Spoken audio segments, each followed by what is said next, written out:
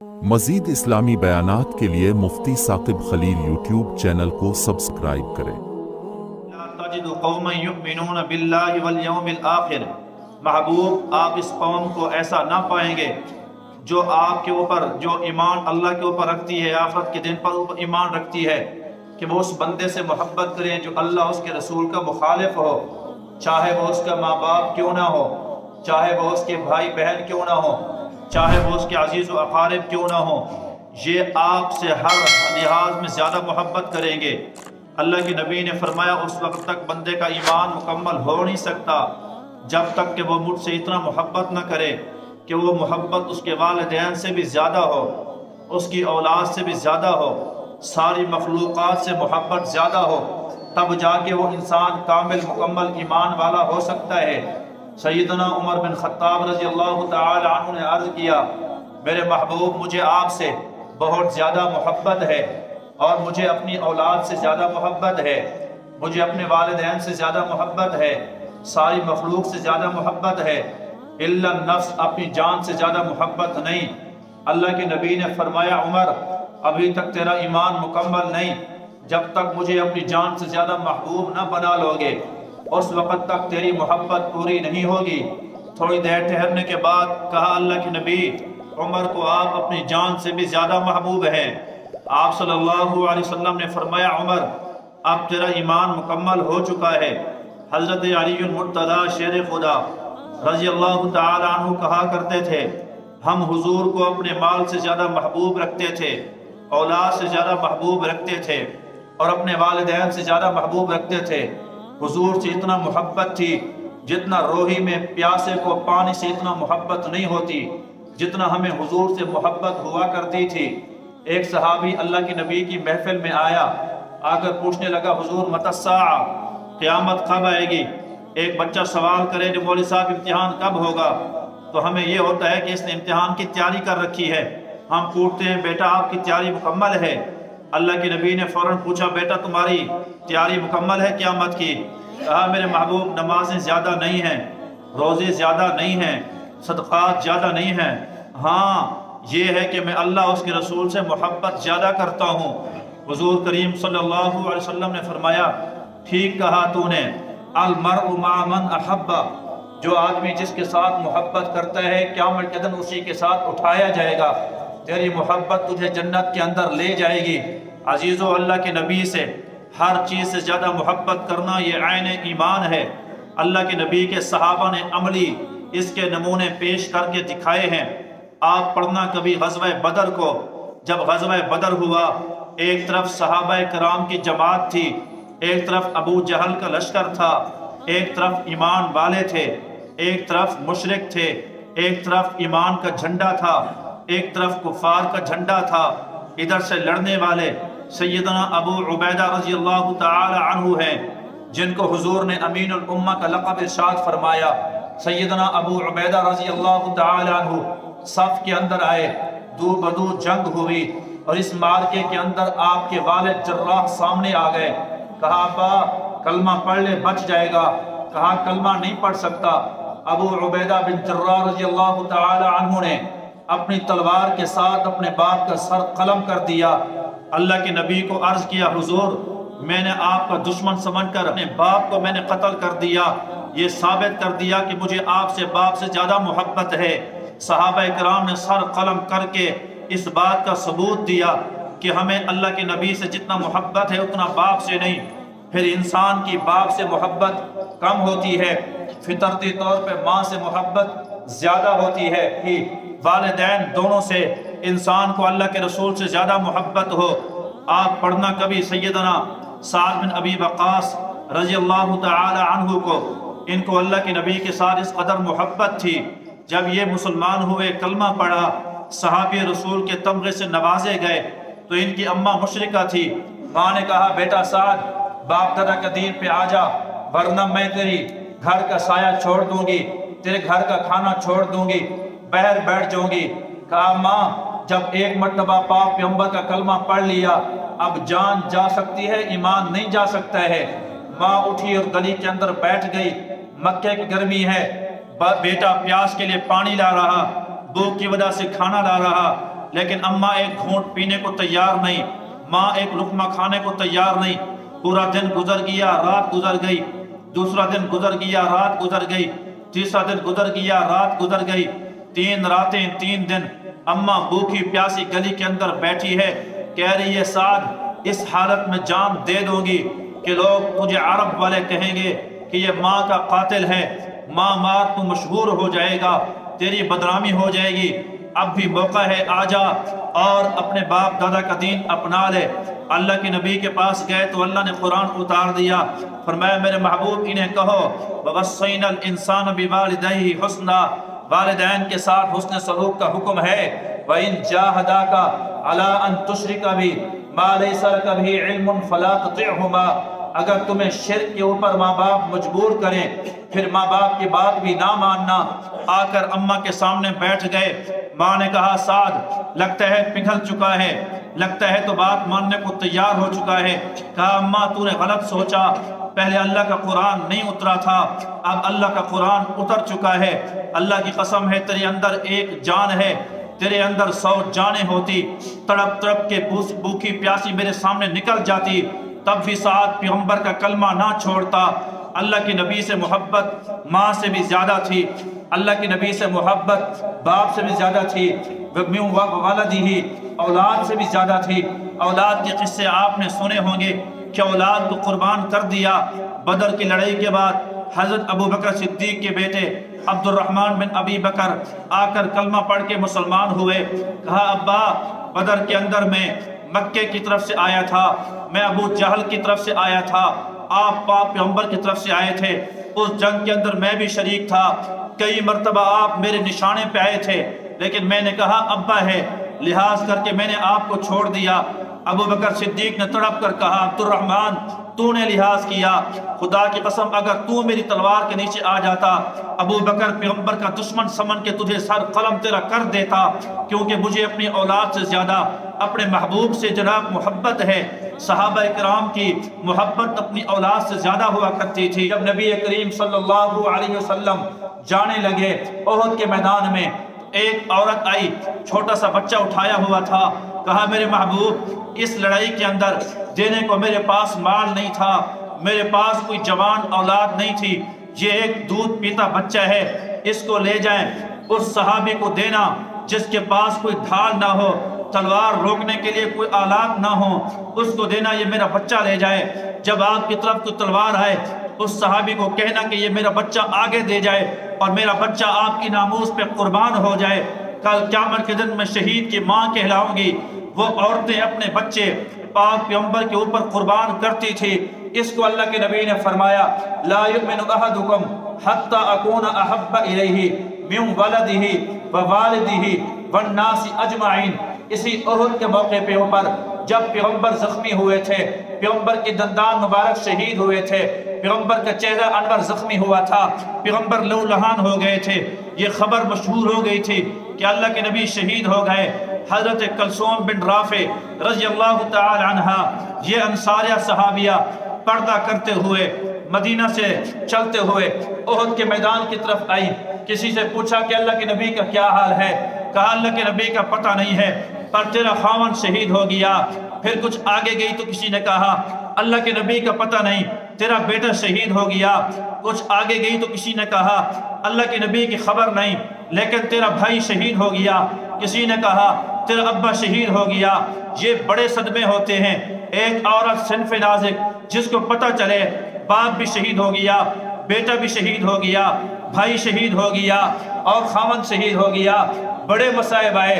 لیکن جب ایک آدمی نے کہا کہ اللہ کے نبی زخمی ہیں لیکن آپ صلی اللہ علیہ وسلم حیات ہیں، آپ صلی اللہ علیہ وسلم کو کچھ نہیں ہوا، تو جا کر اللہ کے نبی کی زیارت کی، 2 آنسو گرے، کہا حضور مصائب تو بڑے ہیں لیکن کل مصیبت بعدک جلالو، آپ کی زیارت کی تو ساری مصیبتیں ہٹ گئی، میرا سارا خاندان قربان ہو جائے، لیکن آپ صحیح سالم ہیں، خدا کی قسم ہے مجھے کوئی صدمہ نہیں ہے، نہ باپ کا صدمہ، نہ ماں کا صدمہ، نہ بیٹے کا صدمہ، نہ بھائی کا صدمہ۔ سیدنا زید رضی اللہ تعالی عنہ یہ وہ صحابی ہیں جن کو کافروں نے گرفتار کر لیا تھا، جب ان کو انگاروں کے اوپر کھڑا کر دیا، پھر اس وقت ابو سفیان نے کہا تھا زید کیا تو پسند کرتا ہے کہ اس جگہ معاذ اللہ تیرا پیغمبر ہوتا، تو خاندان کے اندر مزے کر رہا ہوتا؟ زید نے تڑپ کر کہا یہ تو ایک جان ہے، 100 جانیں قربان کرنے کو تیار ہوں، لیکن محبوب کریم صلی اللہ علیہ وسلم کے مبارک قدموں کے اندر ایک کانٹا لگے، زید اس کو بھی برداشت نہیں کر سکتا۔ وہ اپنی جان تو پیش کر سکتے تھے لیکن محبوب کو کانٹا چبھے، صحابہ اس کو بھی برداشت نہیں کر سکتے تھے۔ او مسلمانوں، میں مختصر عرض کروں تو یتیم بچے کی کہانی پہ میں اس بات کو ختم کرنا چاہتا ہوں۔ مولانا ظفر احمد عثمانی رحمۃ اللہ علیہ بہت بڑے بزرگ گزرے ہیں، حضرت تھانوی کے یہ بھانجے ہیں، حضرت مولانا شیخ الحدیث زکریا رحمۃ اللہ علیہ کے یہ استاد ہیں۔ اللہ نے بڑا ان کو نوازا تھا، فرمایا ہم حج کے سفر کے اوپر گئے ہوئے تھے، یہ حضرت عثمان ذی النورین کی اولاد میں سے ہیں، حضرت مولانا ظفر احمد عثمانی رحمۃ اللہ علیہ۔ یہ اس وقت کی بات کر رہا ہوں جب سعودی عرب کے اندر تیل کے کنویں نہیں نکلے تھے، جب سعودی عرب کے اندر پیسے کی ریل پیل نہیں تھی، جب غربت کا سامان ہوتا تھا، جب ان کی معیشت حجاج کی تجارت سے چلتی تھی، حجاج جاتے وہاں خرید و فروخت کرتے تو ان کے گھر کے چولہے جلتے تھے۔ فرمایا ہم گئے، پھر مدینہ منورہ حاضری ہوئی، دسترخوان بچھایا گیا، ہم نے کھانا کھایا۔ جب وہ دسترخوان اٹھا کے باہر آیا، میں نے جناب ایک دسترخوان کی جگہ پہ جھاڑا، میں نے دیکھا کہ ایک معصوم بچہ ہے، خوبصورت چہرہ ہے، نورانی چہرہ ہے، عربی لباس ہے۔ وہ آیا، ہماری ہڈیاں جو بچی ہوئی تھی ہڈیاں اٹھا کر چوسنے لگا، جو لقمے بچے ہوئے تھے وہ لقمے اٹھا کر کھانے لگا۔ مجھے بڑی حیرت ہوئی، محبوب کریم کے شہر کا آدمی ہو، در یتیم کا شہر کا بچہ ہو اور بھوک سے اس قدر ڈھال ہے، ہڈیاں چوسنے پہ مجبور ہے، لقمے کھانے پہ مجبور ہے۔ تو میں نے اس بچے کو ہاتھ کے اندر ہاتھ پکڑا، گھر لے گیا، پوچھا بیٹا کیا ہوا؟ کہا میرا ابا اللہ کے راستے کے اندر شہید ہو گیا، میری اماں ہے، میری اماں بیوہ ہے، اور ہم بہت سارے بہن بھائی ہیں، غربت کا عالم ہے، تو گھر کے اندر پورا نہیں پڑتا خرچہ، اس وجہ سے باہر ٹکڑے چن چن کے گزارے کرتا ہوں۔ میں نے ان کو دسترخوان پہ بٹھایا، کھانا کھایا، بڑا صدمہ ہوا۔ اللہ نبی کے شہر کا بچہ ہو، بھوک کا یہ حال ہو، اللہ مہربانی فرما، ان کے اوپر رحم نازل فرما، کرم نازل فرما۔ جب میں نے اس کو بٹھایا، وہ بچہ مانوس ہو گیا۔ میں نے کہا ہر دسترخوان کے ٹائم آپ آ جایا کرو، ہمارے ساتھ کھانا کھایا کرو۔ وہ کھانا کھاتا، میں اس کے ساتھ باتیں کرتا، مانوس اتنا ہو گیا کہ ہمارے ساتھ اٹھنے بیٹھنے لگا۔ جب ہم واپس آنے لگے، میں نے بچے کو کہا بیٹا تو ہمارے ساتھ وہاں چل، وقت یہ بر صغیر ایک ہی تھا، یعنی ہندوستان کے اندر چل، ہم آپ کو مدرسے کے اندر داخلہ کروائیں گے، پھر آپ کو تعلیم دلوائیں گے، آپ کو اچھا کھانا دیں گے، آپ کو اچھا لباس پہنائیں گے۔ کہا اماں سے اجازت لیتا ہوں۔ وہ بچہ گیا اماں سے پوچھنے کی خاطر، کہا اماں میں جاؤں گا قرآن حدیث پڑھوں گا، لوگ اچھے ہیں نیک ہیں، کہتے ہیں کپڑے دیں گے، کھانا اچھا دیں گے۔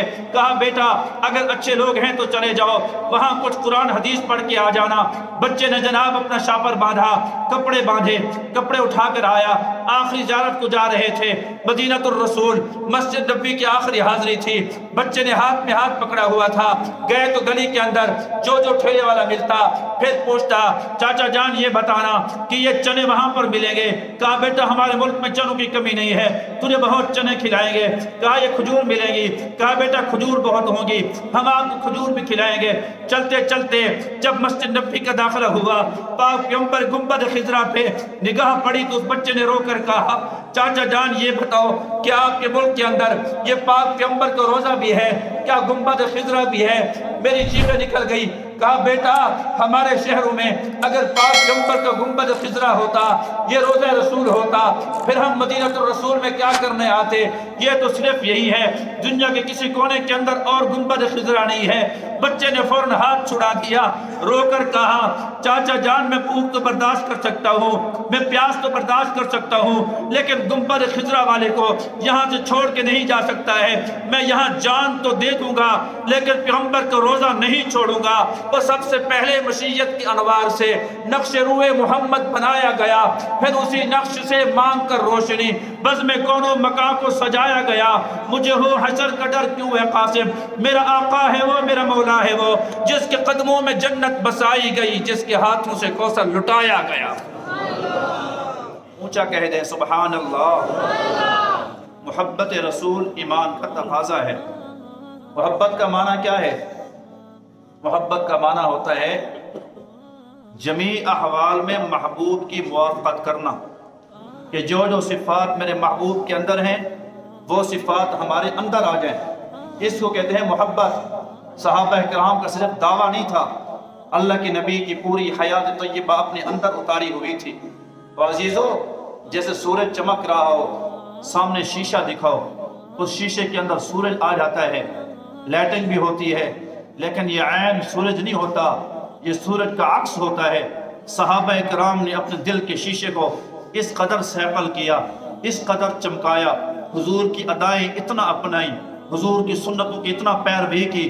سیدنا ابو بکر صدیق رضی اللہ تعالی عنہ جب ہجرت کر کے تشریف لے گئے اور قباء کے اندر پہنچے، اللہ کے نبی بھی وہاں پر، ابو بکر صدیق بھی وہاں پر، پاک پیغمبر نے پگڑی باندھ رکھی، سیدنا ابو بکر صدیق نے پگڑی باندھ رکھی، ان کے بھی کچھ بال سفید ہیں، حضور کے بھی کچھ بال سفید ہیں، عمر بھی برابر ہے۔ سیدنا ابو بکر صدیق پیغمبر کے خادم ہیں، لیکن جنہوں نے حضور کو نہیں دیکھا تھا ان لوگوں کو بھول ہو رہی تھی، آتے حضور کی جگہ ابو بکر صدیق سے مصافحہ کرتے، بعد میں حضور سے مصافحہ کرتے۔ کئی لوگ تو اس قدر بھول گئے، ابو بکر صدیق سے ہاتھ ملایا، پاک پیغمبر سے ہاتھ ہی نہ ملایا، جا کر بیٹھ گئے۔ اللہ کے نبی تبسم فرماتے رہے۔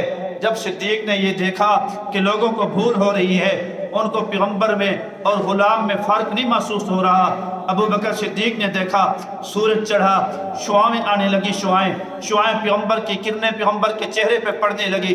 ابو بکر صدیق نے پگڑی اتاری، پگڑی اتار کے پیغمبر کے پیچھے آئے، پگڑی اتار کے حضور کے اوپر سایہ کر لیا، تاکہ دنیا کو پتہ چلے جو کھڑا ہوا ہے وہ غلام ہے، جو بیٹھا ہوا ہے وہ سید ہے، جو کھڑا ہوا ہے وہ نوکر ہے، جو بیٹھا ہوا ہے وہ سردار ہے، جو کھڑا ہوا ہے وہ صحابی ہے، جو بیٹھا ہوا ہے وہ رسول اللہ ہے۔ اللہ کے نبی کے صحابہ کے اندر اس قدر محبت تھی، سنتوں کا اس قدر اہتمام تھا، اللہ کے نبی کی اس قدر اتباع تھی۔ آپ صلی اللہ علیہ وسلم خطبہ ارشاد فرما رہے ہیں، کچھ صحابہ پیچھے دیوار کے ساتھ کھڑے ہوئے ہیں، حضور نے فرمایا بھائی جہاں پر ہو وہیں پر بیٹھ جاؤ۔ جیسے جلسہ ہوتا ہے، بیان ہوتا ہے، کچھ لوگ تماشے میں آ کر کھڑے ہو جاتے ہیں، خطیب کہتا ہے بھئی بیٹھ جاؤ، حضور نے فرمایا سارے بیٹھ جاؤ۔ سیدنا عبداللہ بن مسعود رضی اللہ تعالی عنہ تشریف لا رہے تھے، حضور کی آواز کانوں کے اندر پڑی، آپ وہاں پر سڑک کے اوپر موجود تھے، وہی سڑک کے اوپر بیٹھ گئے، وہی خطبہ سنا، نماز پڑھی۔ اللہ کے نبی نے بعد میں پوچھا عبداللہ بن مسعود میرا مقصد یہ تھا، میری یہ تھی کہ جو اندر ہیں وہی لوگ بیٹھ جائیں، تو مسجد کے باہر تھا، تو کیوں بیٹھ گیا؟ کہا حضور میں بھی سمجھ گیا تھا کہ آپ نے مسجد والوں کو کہا ہے بیٹھ جاؤ، لیکن جب آپ نے کہا بیٹھ جاؤ، عبداللہ بن مسعود کے دل نے گوارا نہ کیا کہ حضور فرمائے اور تو قدم اٹھائے، میرا قدم آگے اٹھ نہ سکا، میں وہیں پر بیٹھ گیا اور جم گیا۔ حضور کہتے تھے جو کام، صحابہ اس کے اوپر جان پیش کرتے تھے، صحابہ اس کے اوپر مال پیش کرتے تھے، حضور کے اشارے پہ ان کی جانیں پیش ہوتی تھی، سنت کی خاطر وہ ہر چیز قربان کر سکتے تھے۔ سیدنا حذیفہ بن یمان پاک پیغمبر کے وہ صحابی ہیں جو پاک پیغمبر کے ہمراز ہیں، جن کو پیغمبر نے منافقین کے نام بتائے تھے۔ حذیفہ بن یمان رضی اللہ تعالی عنہ جب یہ ایران فتح ہوا، یہ بات چیت کے لیے تشریف لے گئے، تو بادشاہ بیٹھا ہوا تھا تخت کے اوپر، یہ دراز گوشت کے اوپر تشریف لے گئے گدھے کے اوپر سوار ہو کے، اور گدھا پہر نہیں باندھا، دربار کے اندر لے گئے، اور دربار میں بھی جا کر بادشاہ کے تخت کے پائے کے ساتھ اپنے گدھے کو باندھ دیا اور بڑے چوڑے ہو کر بیٹھے، اور جناب جب دسترخوان لگایا گیا، دسترخوان کے اوپر کھانا لگ گیا، کھانا کھاتے ہوئے سیدنا حذیفہ بن یمان رضی اللہ تعالی عنہ کا لقمہ ہاتھ سے گرا، نیچے آ پڑا۔ اللہ کے نبی کی سنت ہے کہ اگر لقمہ پاک ہے اٹھا کر صاف کر کے تم کھا سکتے ہو۔ جب وہ لقمہ اٹھانے لگے، ساتھ والے صحابی نے کوہنی ماری کہ یہ اجمی لوگ ہیں، یہ معیوب سمجھیں گے، بادشاہوں کا دسترخوان ہے، کھانا بہت ہے، لقمہ اٹھانے کی کیا ضرورت ہے؟ تو آپ نے زور سے کہا آترک سنت الحبیب ہؤلاء الحمقاء، کیا پاک پیغمبر کی سنت کو ان بیوقوفوں کی خاطر، ان جہلوں کی خاطر نبی کی سنت کو قربان کر دوں؟ وہ ساری دنیا چھوڑ سکتا ہوں، پیغمبر کی سنت کو نہیں چھوڑ سکتا ہوں۔ افریقی صحابی ہے، افریقی۔ اللہ کے نبی کی سیرت پڑھی کہ آپ صلی اللہ علیہ وسلم کی مبارک زلفیں تھی، لمبی لمبی زلفیں تھی، کبھی کبھی حضور کی زلفیں کان کی لو تک، جب حضور رخ بنواتے تھے تو کان کی لو تک، کبھی کبھی آپ صلی اللہ علیہ وسلم کی مبارک زلفیں گردن مبارک تک آتی تھی۔ کبھی کبھی زلفیں جب حضور جہاد میں جنگ پہ ہوتے تھے تو کندھے مبارک پر زلفیں آ جاتی تھی. شروع میں حضور مانگ نکالتے تھے، بعد میں حضور کو مانگ نکالنے کی ضرورت نہیں ہوتی تھی، خود بخود مانگ نکلی ہوتی تھی. یہ ادائیں پڑھی کہ حضور کی مانگ ہوتی تھی. افریقی لوگوں کے جو بال ہوتے ہیں وہ آپ کو پتہ ہے کہ بال کھائے ہوئے چپکے ہوئے ہوتے ہیں. انہوں نے بڑی کوشش کی اسی طرح حضور کی یہ ادا زندہ ہو جائے. کنگھی دی، فرق نہ پڑا. تیل لگایا، فرق نہ پڑا. پانی لگایا، فرق نہ پڑا. کہا یار کیسے ہو جائے، بال دوبارہ بل کھا جاتے ہیں. اب یہ سوچ بچار کر رہے تھے. سردی کا موسم تھا اور آگ کے اوپر ہاتھ جو ہے وہ سیک رہے تھے اور آگ کو تاپ رہے تھے. اسی دوران دل میں ایک خیال آیا. اٹھائی ایک لوہے کا راڈ جس سے وہ لکڑیاں درست کرتے ہیں. لوہے کا راڈ گرم ہوا پڑا تھا. وہ گرم راڈ اٹھایا، سر کے اندر مارا. سر کے میں لگنے کی وجہ سے درمیان میں بال بھی جل گئے، چمڑا بھی جل گیا، زخم آ گیا، خون بہنے لگے. یاروں نے پوچھا وہ یارا کل تک تیرا سر ٹھیک تھا، آج تیرے سر پہ زخم ہے، آج تیرے سر کے اوپر جناب یہ چمڑا جلا ہوا ہے، کیا ہوا؟ کہا یہ زخم تو بھر جائے گا، بال تو آ جائیں گے. اللہ کی قسم دل سے پوچھو کتنا خوش ہے کہ پیغمبر کی ادا زندہ کر کے بیٹھا ہوں. اور عزیزو محبت کا دعویٰ نہ کرنا. محبت یہ ہے کہ حضور کی اتباع آ جائے. آج چہرے پہ داڑھی نہیں ہے، محبت کے ٹھیکیدار بنے ہوئے ہیں. نماز 5 ٹائم نہیں ہے، محبت کے دعوے دار بنے ہوئے ہیں. صحابہ کرام رضوان اللہ علیہم اجمعین نے اللہ کے نبی کی محبت بھی کی، اللہ کے نبی کی پیروی اور تابع داری بھی کی. ایک ایک سنت کو سینے کے ساتھ لگا کے رکھا. کسی سنت کو حقیر نہ جاننا. اللہ کے نبی کی سنت زمین و آسمان عرش معلیٰ سے زیادہ قیمتی ہوا کرتی ہے. کوشش کریں گے انشاءاللہ، محبت بھی کریں گے انشاءاللہ، اتباع بھی کریں گے انشاءاللہ. قل ان کنتم تحبون اللہ فاتبعونی یحببکم اللہ. اللہ نے فرمایا مجھ سے محبت کرنا چاہتے ہو، میرے نبی کی تابع داری کر لو، میں تمہیں خود اپنا محبوب بنا لوں گا. حضور کی محبت کی اللہ توفیق نصیب فرمائے. اللہ اپنے حبیب پیغمبر کی تابع داری کی اللہ ہم سب کو نصیب فرمائے. اللہ تبارک و تعالیٰ جو کچھ کہا سنا گیا عمل پیرا ہونے کی توفیق نصیب فرمائے. وآخر دعوانا